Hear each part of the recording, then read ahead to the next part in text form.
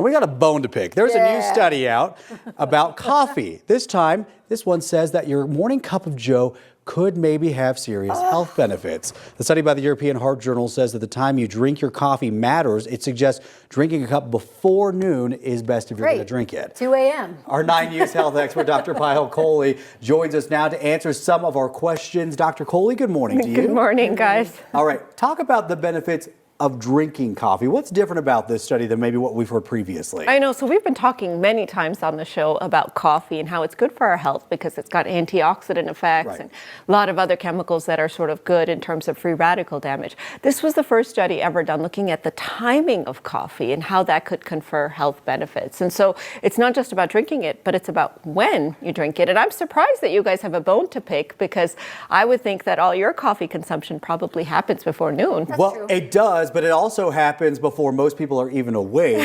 So what's the healthy zone right there? Yep. So the way the study was, it was over 40,000 adults, almost 41,000 adults, and they followed them for almost 20 years.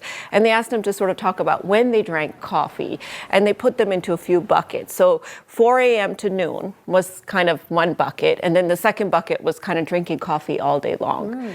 And the bucket that was in the 4 a.m. to noon drinking coffee, they had a 16% lower risk of dying and a 31% lower risk of dying from heart disease. When do you take your first cup of coffee? Okay, so this is what's interesting is I was always told that don't drink coffee the moment that you get up. Agreed. Like allow your Same. body a moment to like naturally Like 30 minutes. rise. Yeah. So 1 hour after I get up at 2 and I have my first sip at 3 when I sit at my desk. So 1 hour. Okay, so you're almost in that window right there. And what's interesting, guys, it's not just about the caffeine in the coffee because it was the same benefit whether you drank caffeinated or decaffeinated. Really? Yes. So we actually think it's the other substances in the coffee that might be conferring the benefit. Okay, interesting. So when you wait, because same thing, my alarm goes off at 2:30. I don't have my first cup until 4:30 when we go on the air here. And I was told that if you do it that way, coffee is more of a thing that helps you focus versus a stimulant to wake you up. That's exactly right. So it's about that timing of coffee. So of course, coffee has caffeine in it, right? And some people actually drink tea, which also has caffeine. Even decaf coffee has caffeine.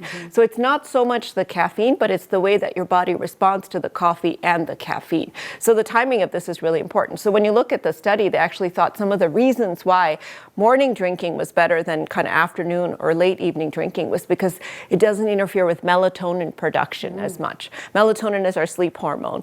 And so you want to make sure that stimulant effect doesn't affect your sleep, you know. And then our natural body has like an inflammation cycle. It's called a circadian rhythm. It follows the light.